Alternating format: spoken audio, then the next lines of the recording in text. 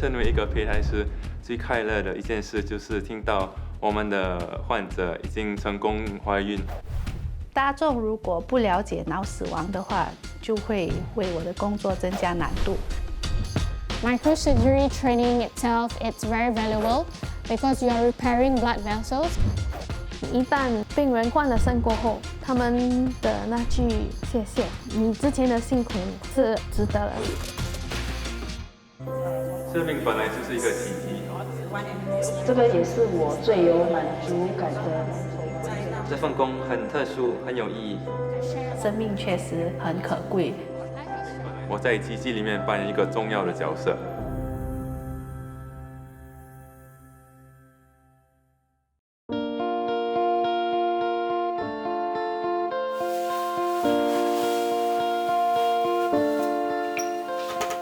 我是张宇，我今年28岁。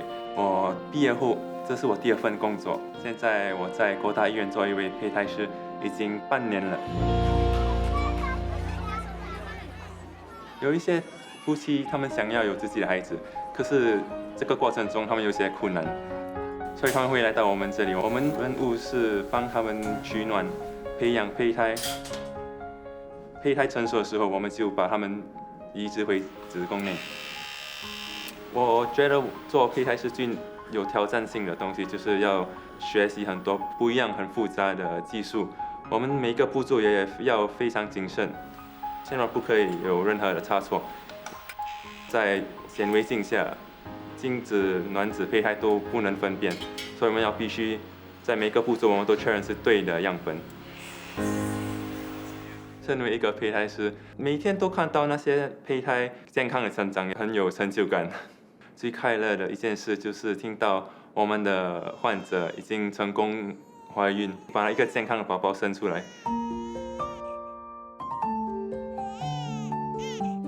我的工作通常是在一个实验室里，在进入实验室前，我们必须换进我们的手术服和手术鞋。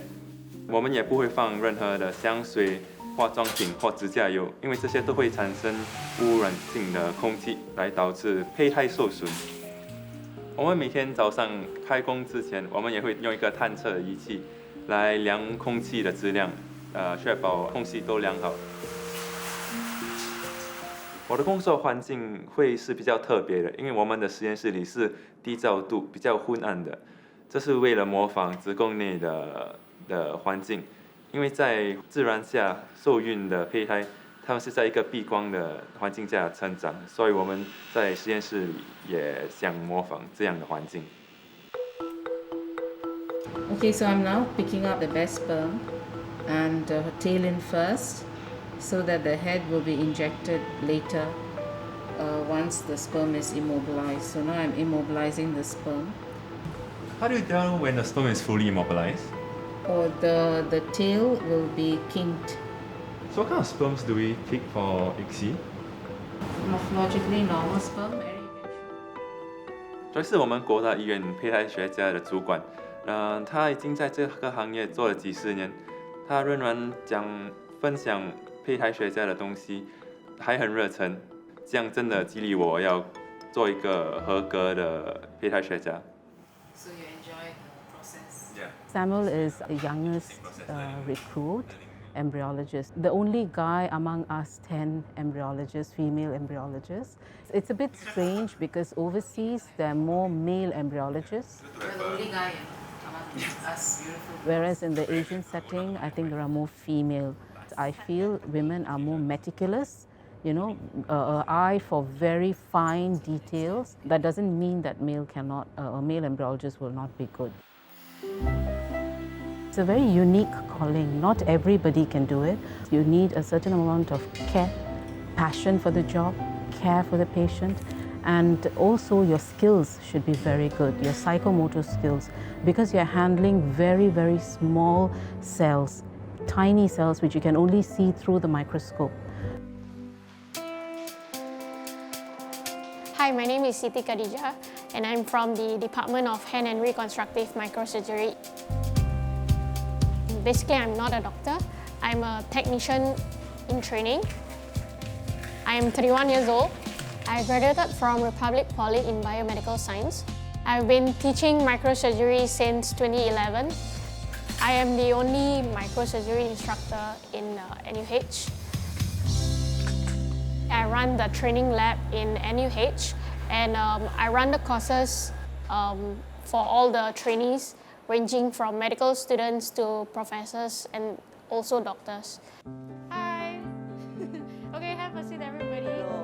Microsurgery training itself encompasses of surgical trainees, from getting used to working under the microscopes, having stable hands and doing fine movements, and also getting used to working in a very small scale. Today we'll be doing end-to-end anastomosis, and I'll guide you guys throughout the whole process. Okay, the first stitch we always put at the top corner. We started off with latex, moving on to biovessels or biotubes, and also moving on to non-living models such as chicken thigh. This course teaches them to sutures arteries and veins. Okay, free up the artery and veins, and then microsurgery works with a very fine needles, or we call it sutures. We can barely see the needles with our naked eye, so we have to use the microscopes for a long period and do the suturing underneath the microscopes. I will help you guys to open up the vessels. 每个月都会来一次，是为了练习鸡腿的神经线跟血管跟人类的神经线跟血管的结构是大概是相同的，所以我们练习多一些呢，就会增加我们的自信心。 它的显微技术都非常的好，所以对我们这些实习住院医生来讲的话，是有很大的帮助，因为他可以跟我们说怎么样避免错误，什么样是对的，然后如果有什么突发状况的话，怎么样面对。 These skills can be imparted into the clinical settings in order for the medical doctors to be able to repair the vessels and to make it survive and successful, such that the patients will leave the OT happy and get their lives moving without losing any parts of their body. I also run the department cadaveric lab. We store cadavers, which comprises of upper limbs, which is forehand from shoulder to fingertips.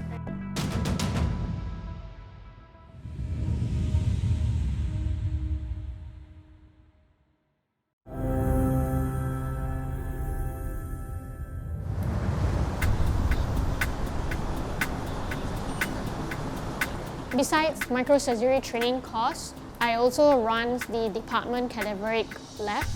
So this is the STYLAB.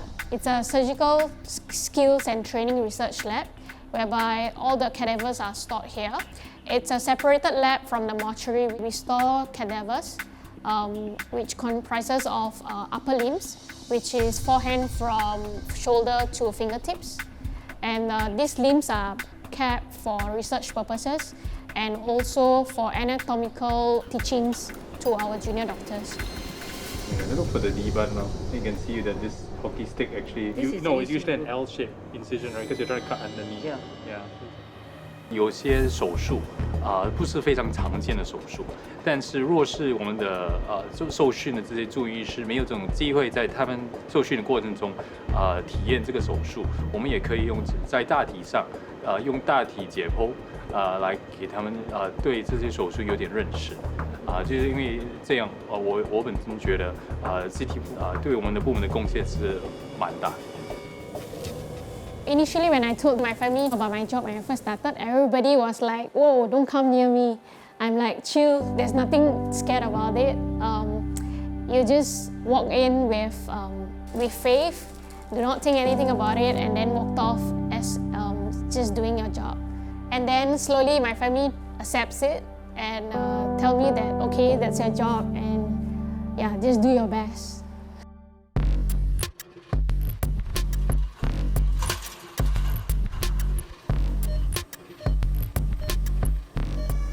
我是陈君玲，我是国大 ICU 病房的脑死亡协调员。我在这份工作从事了差不多8年。Hi, we are here for the brain death certification. 我的工作主要职责是负责进行脑死亡认证的安排。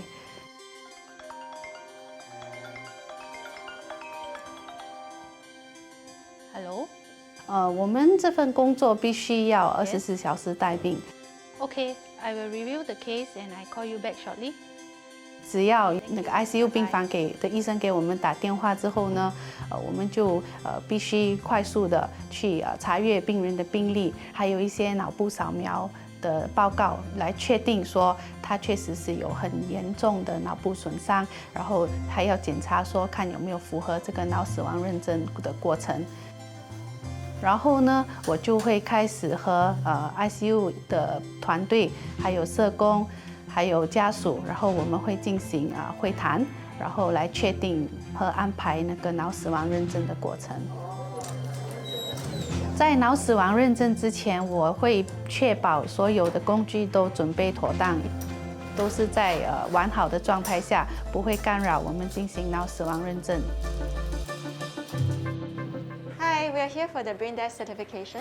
我们2个独立的医生跟君临就会去到病人的床边检测他的脑干反应。首先我们从眼睛开始，我们会用手电筒看他的瞳孔有没有反应。Can I have the cotton balls, please? 然后我们会用棉花球看他的那个眼角膜有没有反应。测试脑死亡其实有7个步骤，如果这7步的步骤病人都没有反应，就可以证明病人已经脑死亡了。很多人都不知道脑死亡的定义，是因为他们的亲人都还在呼吸，还有心跳，体温还在，所以我们要有一个很完整的确认方法跟程序，才可以对家属一个好的交代。Mr. Lim, your husband, has now been declared brain dead. 陌生人捐肾脏是很少的，有可能5年1个。我几年前捐赠了一个肾脏给陌生人。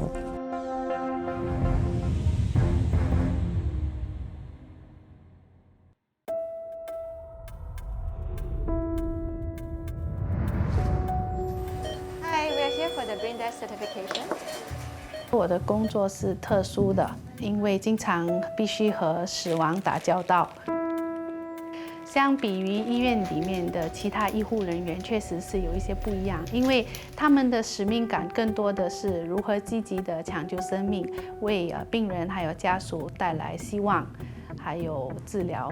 但我的工作相较于是比较专注于确认死亡这件事情。看到家属围着病房哭泣道别的时候，心情肯定是比较沉重的。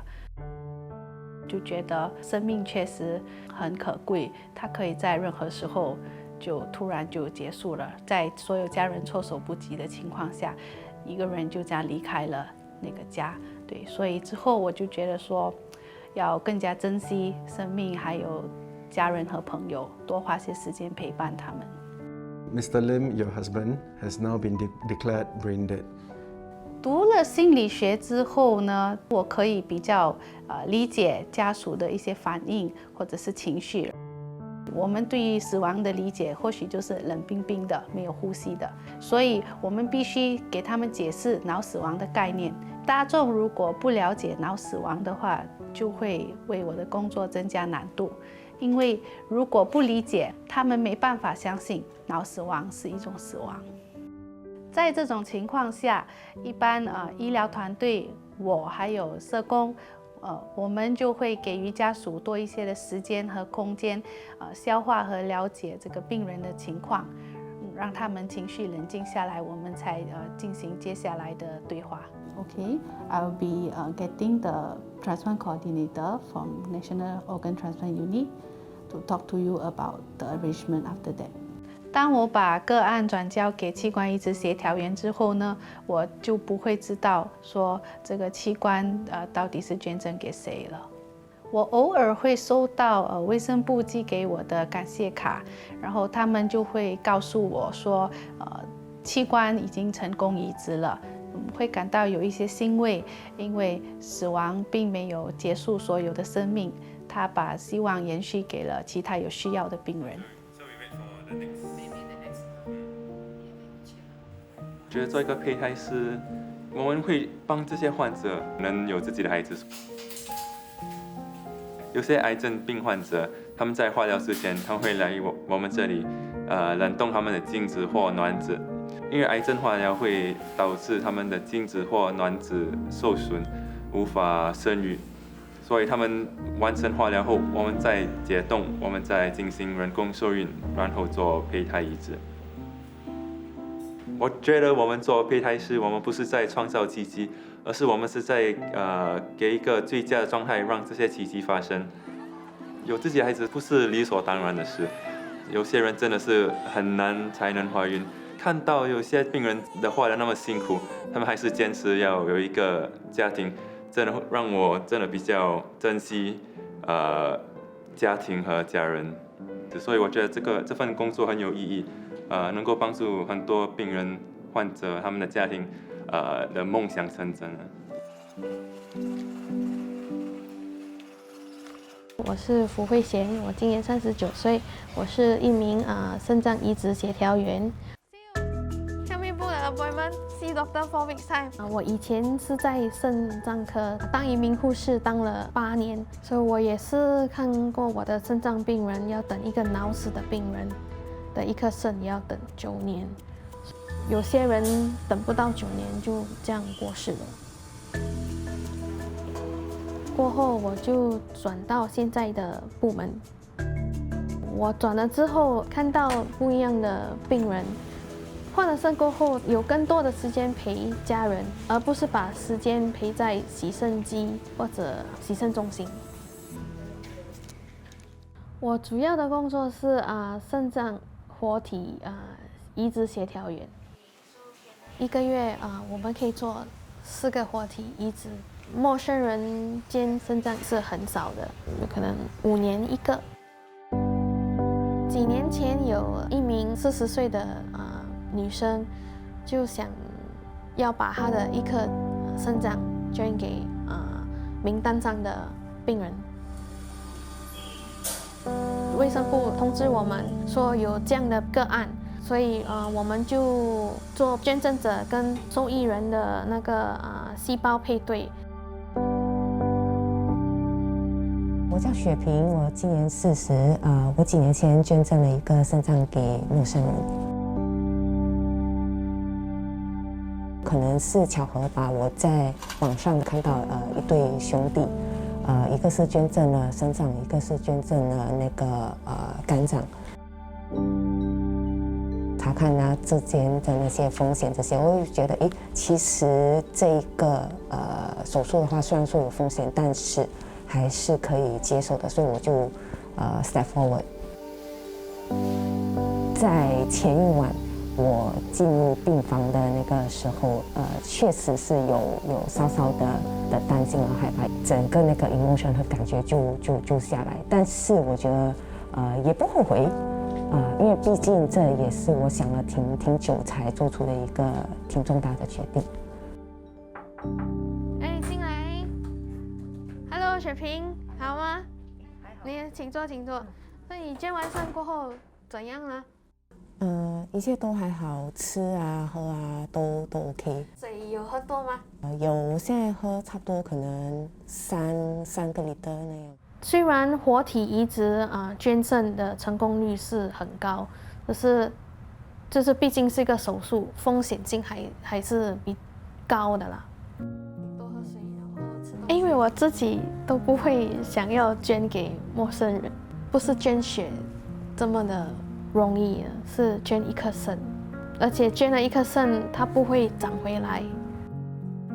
捐肾也不是一个那么容易决定的事情，因为我也是看过亲人在要动手术前也会临阵退缩，说不想捐，所以我觉得他非常伟大。我捐赠给的那个病人，他现在的状况怎么样？恢复得很好啊。那你有收到他的那个卡片吗？有。我觉得很感动，因为他等待那个肾脏其实挺久了我觉得我做出的决定是对的。你跨平平当我接到卫生部通知有一个脑死的病人可以捐赠肾脏，如果有我的病人在那个名单出现，我就会打电话叫他在1个小时内来到国大医院。这份工作分秒必争，是因为一旦那个肾从那个脑死的病人取出来过后，我们需要找一个新的主人。越早找到新的主人，越早尽快动手术，它的成功几率更高。病人有时候他们就会觉得尽快想要换一颗肾，他们就会觉得为什么拖那么久，检查为什么一大堆还没有检查完，有时候多到他们就会觉得不耐烦，他们就会发脾气。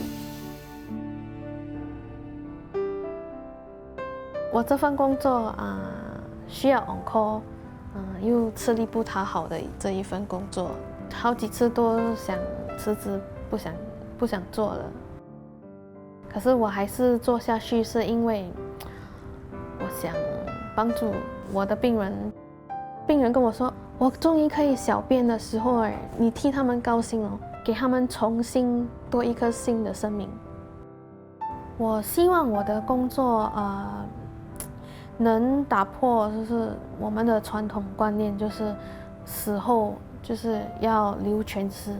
如果这个观念能改变的话呢，我们就不用动用活体捐赠者来捐一颗肾脏给他们的亲人。每一颗肾脏就好像一份珍贵的礼物，让受益者得到了重生。Life is short. Microsurgery is not micro after all. It makes great impact and save lives. 和死亡打交道，让我更珍惜我所拥有的一切。生命本来就是一个奇迹，我在奇迹里面扮演一个重要的角色。